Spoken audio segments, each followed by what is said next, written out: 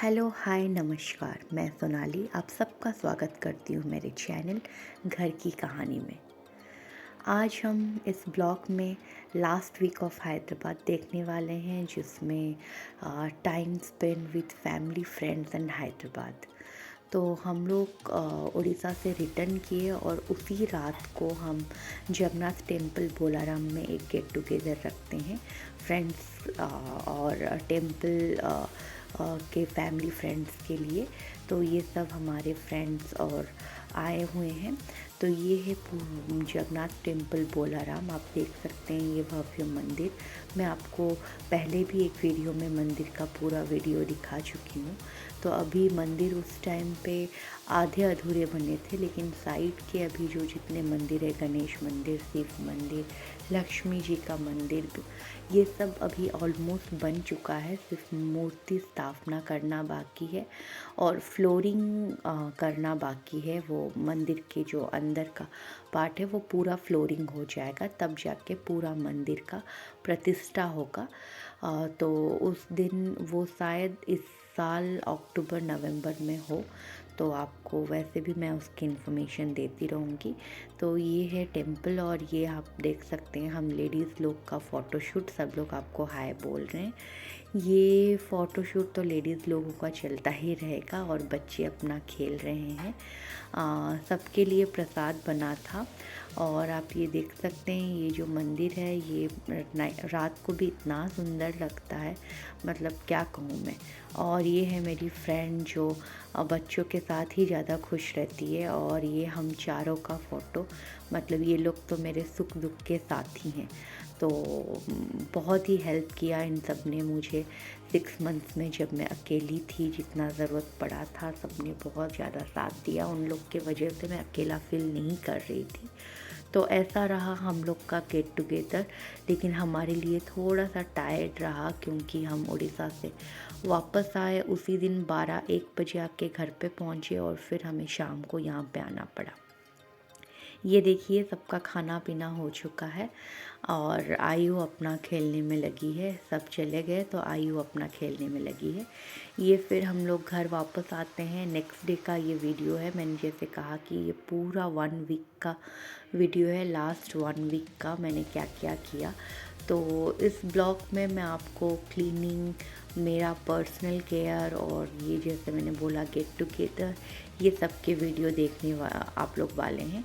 तो ये जो आपने देखा जूते, सारे जूते को मुझे पैक करना था, तो उससे पहले मैंने सारे जूते को वॉशिंग मशीन में डाल दिया था। तो उसको वॉशिंग मशीन से निकालने के बाद मैंने लाइन से सजा के उसको रखा है ड्राई होने के लिए। और ये देखिए घर कितना फैला हुआ है पैकिंग के लिए।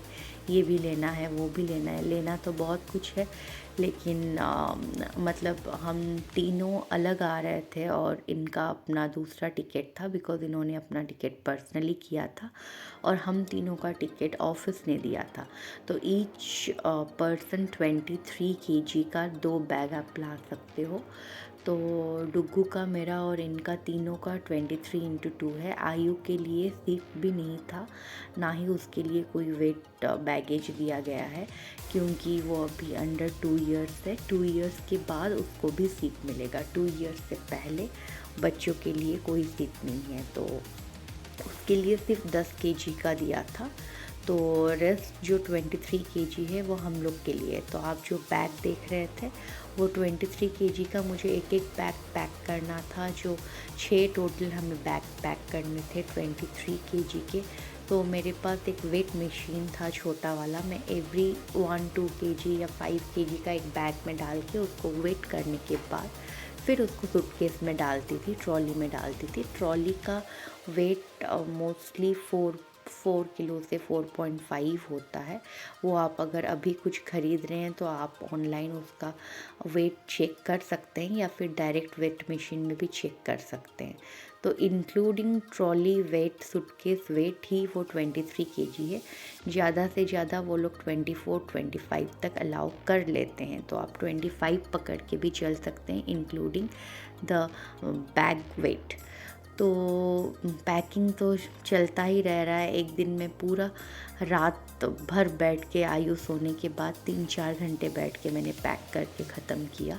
और मुझे अभी अपना पर्सनल केयर भी करना था, तो मैंने ऑर्बन कंपनी से बुकिंग किया था फेशियल के लिए। फेशियल नहीं है, डी10 फेशियल है। मैं यूजुअली डी10 क्लीनअप करती हूँ, बट इस बार इन्होंने अपने मन से ही डी10 फेशियल कर दिया।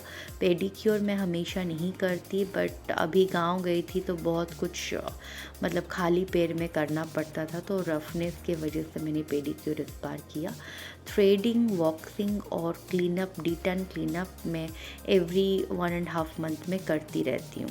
तो ये उनका था। और ये जो लेडी हैं सुधा, ये सुधा जी मुझे शायद 1.5 डेढ़ साल से ये मुझे मतलब करने आ रही हैं। अर्बन कंपनी में एक ऑप्शन है जब आप बुक करते हो कि आपको सेम पर्सन चाहिए या नहीं, अगर आप सेम पर्सन बुक करो तो वो भी मिलता है।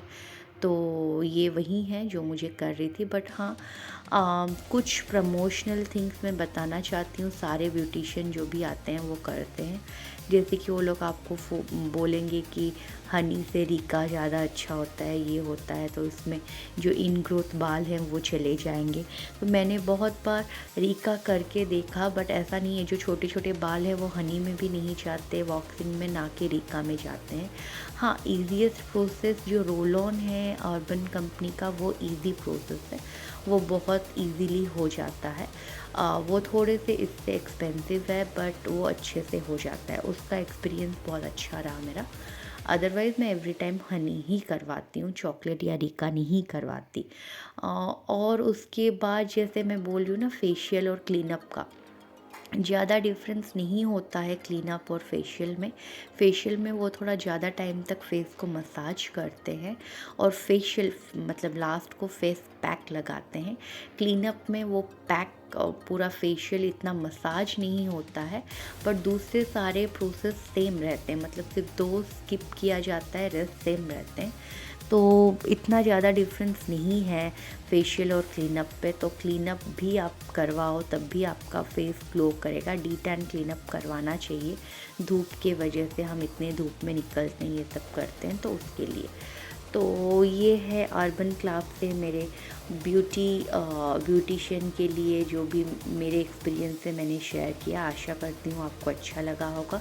अगर आपको थोड़ा सा भी काम आए तो प्लीज़ लाइक, शेयर, सब्सक्राइब करना मत भूलिएगा।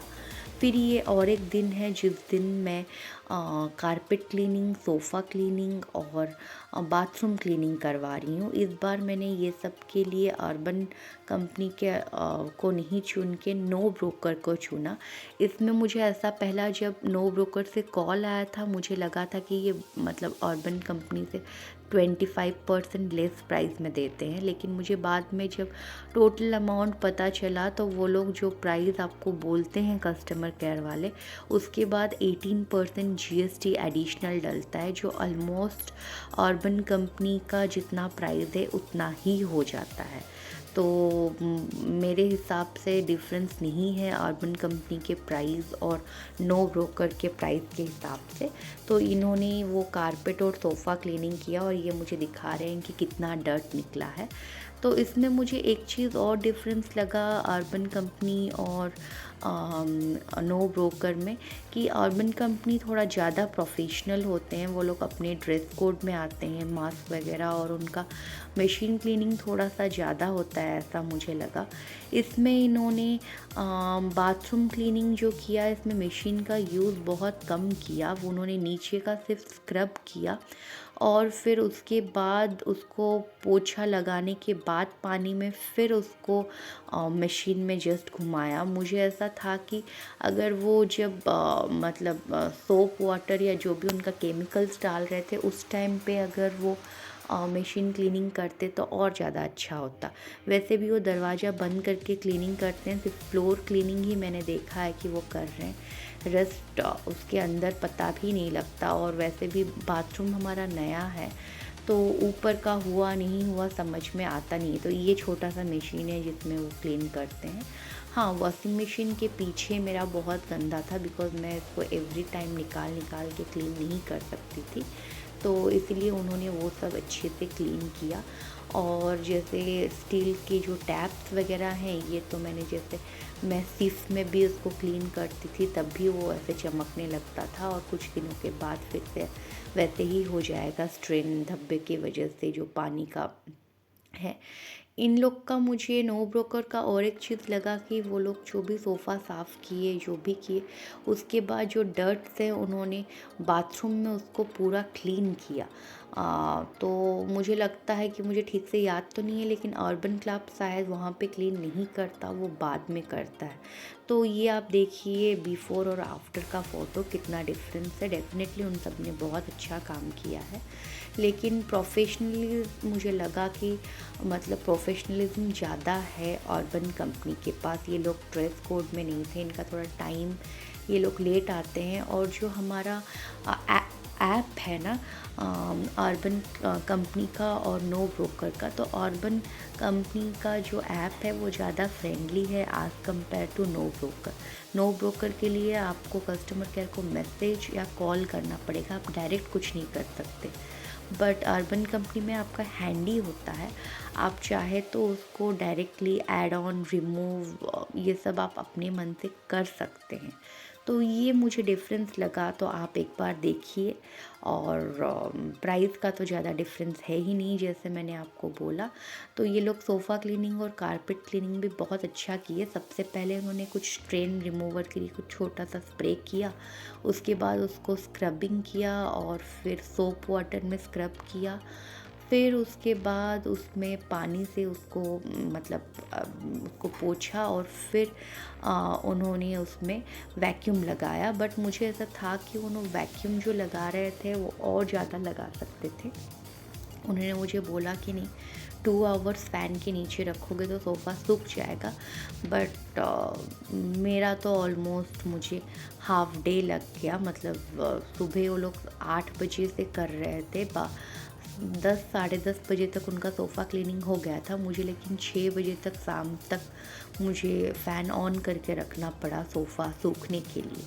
तो ये मेरा एक्सपीरियंस है। प्लीज़ आप अगर ट्राई कर रहे हैं तो अपना एक्सपीरियंस भी शेयर कीजिए, और प्लीज़ लाइक शेयर सब्सक्राइब कर दीजिए ना। तो उसके बाद उसके नेक्स्ट डे मैंने इस वीक में हेयर कट किया। ये भी मैंने अर्बन कंपनी से बुक किया था।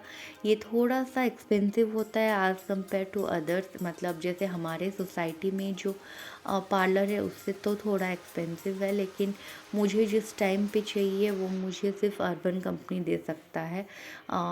इतने सुबह 7 बजे कहीं पार्लर खुला नहीं होगा कि मैं जा पाऊँ। पहले तो मैंने सोचा था कि मैं बोटॉक्स करवाऊँ, लेकिन उसके लिए 5 घंटे, 4 से 5 घंटे बैठने पड़ेंगे, जो मेरे बस की बात नहीं है।